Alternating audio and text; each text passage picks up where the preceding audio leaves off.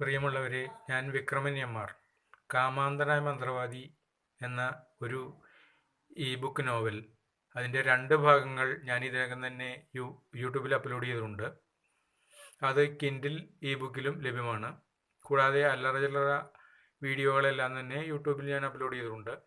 ഇപ്പോൾ ഞാൻ നിങ്ങളുടെ മുൻപിലെത്തിയിരിക്കുന്നത് വളരെ നൂതനമായ ഒരു പരിപാടിയുമായാണ്. നമ്മൾ മലയാളികളെല്ലാം തന്നെ ഇംഗ്ലീഷ് സംസാരിക്കാറുണ്ട്. നമ്മൾ ഇംഗ്ലീഷ് സംസാരിക്കുന്നത് നമ്മുടെ മനസ്സിൽ മലയാളത്തിൽ സംസാരിക്കാൻ ഉദ്ദേശിക്കുന്ന വാചകങ്ങൾ ഉദിക്കുകയും അതിനെ നമ്മുടെ ഇംഗ്ലീഷ് പരിജ്ഞാനം വെച്ചുകൊണ്ട് നമ്മൾ ഇംഗ്ലീഷിലേക്ക് പരിഭാഷപ്പെടുത്തുകയുമാണ് ചെയ്യുന്നത്. മലയാള ഭാഷ നമുക്കെല്ലാം അറിയാം, വളരെ ശൈലീപരവും വളരെ പഴഞ്ചൊല്ലുകളാൽ സമ്പുഷ്ടവുമാണ്.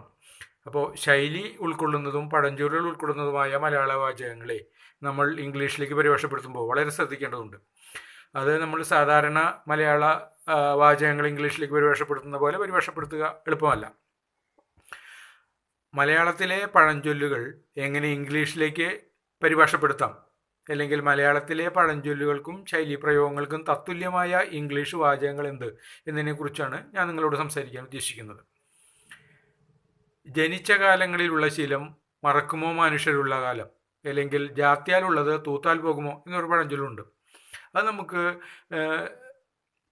the behavior we have with our childhood will not be forgotten forever എന്ന് പറഞ്ഞ് പരിഭാഷപ്പെടുത്താൻ പറ്റില്ല. അപ്പോൾ അതിന് തത്തുല്യമായ മലയാള പരിഭാഷ നമ്മൾ കണ്ടെത്തേണ്ടതുണ്ട്.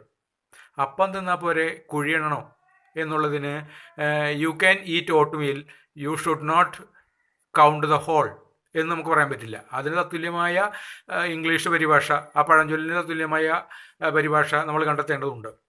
അതുപോലെ പൊന്നും കുടത്തിന് പൊട്ടു വേണോ എന്നുള്ളത് ഗുഡ് വെസൽ നീഡ്സ് നോ കുങ്കും എന്ന് നമുക്ക് പരിഭാഷപ്പെടുത്താൻ കഴിയില്ലല്ലോ. അപ്പോൾ ഈ പഴഞ്ചൊല്ലുകളുടെ എല്ലാം തന്നെ തത്തുല്യമായ ഇംഗ്ലീഷ് പരിഭാഷ എന്തെന്നാണ് നമ്മൾ ഇവിടെ കാണാൻ പോകുന്നത്. എലിയെ തോൽപ്പിച്ച് ഇല്ലം ചുടരുത്. In order to defeat the rat, we should not burn the illam or house എന്ന് നമുക്ക് പറയാൻ പറ്റില്ലല്ലോ. അപ്പോൾ അത് നമ്മളെ എലിയെ തോൽപ്പിച്ച് ഇല്ലം ചുടരുത് എന്ന് പറയുന്നതിന് തത്തുല്യമായ ഇംഗ്ലീഷ് പഴഞ്ചൊല്ല് എന്ത് എന്നുള്ളതിനെക്കുറിച്ച് നമ്മൾക്ക് ചിന്തിക്കേണ്ടിയിരിക്കുന്നു. കെട്ടിലമ്മ തുള്ളിയാൽ കൊട്ടിയമ്പലത്തോളം എന്നൊരു ചൊല്ലുണ്ട്. അത് ദ കെട്ടിലമ്മ if dances will go to Kotti temple എന്ന് നമുക്ക് പറയാൻ പറ്റില്ലല്ലോ. അതെങ്ങനെ നമ്മൾ പരിഭാഷപ്പെടുത്തും എന്നുള്ളത് നമ്മൾ ചിന്തിക്കേണ്ടതുണ്ട്. അപ്പോൾ നിങ്ങളുടെ മുമ്പിലേക്ക് ഞാനിപ്പോൾ പറയുന്നത് 5 പ്രധാനപ്പെട്ട പഴഞ്ചൊല്ലുകളാണ് മലയാളത്തിലുള്ളത്. നിങ്ങൾക്കെല്ലാം അറിയാവുന്ന പഴഞ്ചൊല്ലുകൾ തന്നെ. അതെങ്ങനെ ഇംഗ്ലീഷിലേക്ക് പരിഭാഷപ്പെടുത്തണം എന്നാണ് നമ്മൾ ചിന്തിക്കുന്നത്. ജാത്യാലുള്ളത് തൂത്താൽ പോകുമോ, ജനിച്ച കാലങ്ങളിലുള്ള ശീലം മറക്കുമോ മനുഷ്യരുള്ള കാലം എന്നുള്ള മലയാള പഴഞ്ചൊല്ലിന് തുല്യമായിട്ടുള്ള ഇംഗ്ലീഷ് പരിഭാഷ എന്ത്, അപ്പം തിന്നാൽ പോരെ കുഴിയണോ എന്നുള്ളതിൻ്റെ തത്തുല്യമായ ഇംഗ്ലീഷ് പരിഭാഷ എന്ത്, പൊന്നും കുടത്തിന് പൊട്ടു വേണോ എന്നുള്ളതിൻ്റെ ഇംഗ്ലീഷ് പരിഭാഷ എന്ത്, എലിനെ തോൽപ്പിച്ച് ഇല്ലം ചുടരുത് എന്നുള്ളതിൻ്റെ ഇംഗ്ലീഷ് പരിഭാഷ എന്ത്, കെട്ടിലമ്മ തുള്ളിയാൽ കൊട്ടിയമ്പലത്തോളം എന്നുള്ളതിൻ്റെ ഇംഗ്ലീഷ് പരിഭാഷ എന്ത്. ഇങ്ങനെയുള്ള 5 പഴഞ്ചൊല്ലുകൾ നമുക്ക് എങ്ങനെ ഇംഗ്ലീഷിലേക്ക് പരിഭാഷപ്പെടുത്താം.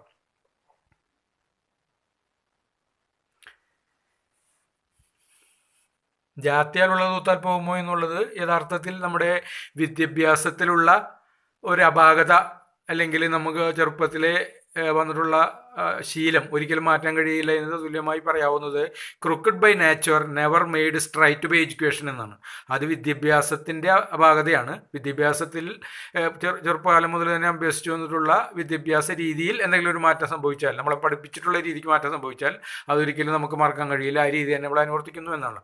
അപ്പോൾ ജനിച്ച കാലങ്ങളിലുള്ള ശീലം മറക്കുമോ മനുഷ്യരുള്ള കാലം എന്നുള്ളതിൻ്റെ ഇംഗ്ലീഷ് പരിഭാഷ crooked by nature never made straight by education എന്നാണ്. അതുപോലെ അപ്പം തിന്നാൽ പോരെ കുഴിയണ്ണണോ എന്നുള്ളത് മറ്റൊരു രീതിയിൽ നമുക്ക് പറയാം. ദാനം കിട്ടിയ പശുവിൻ്റെ പല്ലെണ്ണി നോക്കരുത് എന്നും പറയാം. അതെങ്ങനെ നമ്മൾ ഇംഗ്ലീഷിലേക്ക് പരിഭാഷപ്പെടുത്തും? A gifted horse should not be looked in the mouth. A gifted cow should not be looked in the mouth എന്ന് ആക്കാം. A gifted horse should not be looked in the mouth, or a gifted cow should not be looked in the mouth. ദാനം കിട്ടിയ പശുവിൻ്റെ പല്ലെണ്ണി നോക്കരുത്, അപ്പം തിന്നാൽ പോരെ കുഴി എണ്ണണ്ട എന്നുള്ളതിൻ്റെ തത്തുല്യമായ ഇംഗ്ലീഷ് പഴഞ്ചൊല്ലാണത്. പൊന്നും കുടത്തിന് പൊട്ട് വേണോ എന്നുള്ളതിന് good face needs no paint എന്നാണ്. Good face needs no paint. നല്ല മുഖത്തിന് പൗഡർ ഇടേണ്ട ആവശ്യമില്ല, ചുമന്ന ചായം ചേർക്കേണ്ട ആവശ്യമില്ല. പൊന്നും കുടത്തിന് പൊട്ട് വേണോ എന്നുള്ളതിൻ്റെ പരിഭാഷയാണ് good face needs no paint. എലിയെ തോൽപ്പിച്ച് ഇല്ലം ചുടരുത്. Burn not the house in order to fright away the rat. Burn not the house in order to fright away the rat. എലിയെ ഓടിക്കാൻ വേണ്ടി വീട് ചുടരുത്. Burn not the house in order to fright away the rat. അതാണ് എലിയെ തോൽപ്പിച്ച് ഇല്ലം ചുടരുത്. കെട്ടിലമ്മ തുള്ളിയാൽ കൊട്ടിയമ്പലത്തോളം. The house walls build a limit to the female power.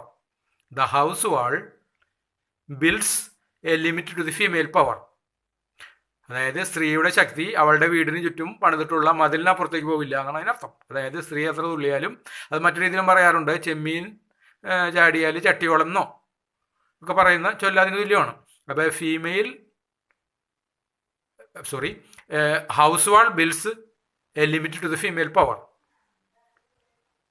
അപ്പോൾ ഇങ്ങനെ 5 പഴഞ്ചൊല്ലുകൾ നമ്മൾ തത്തുല്യമായ ഇംഗ്ലീഷ് പരിഭാഷ കണ്ടു കഴിഞ്ഞു. ഇനിയും പല പഴഞ്ചൊല്ലുകളും പല ശൈലി പ്രയോഗങ്ങളുടെയും പരിഭാഷയും നമുക്ക് വീണ്ടും കാണാം. നിങ്ങൾക്ക് ഇത് ഇഷ്ടപ്പെട്ടെങ്കിൽ നിങ്ങൾ ലൈക്ക് ചെയ്യുക. Thank you.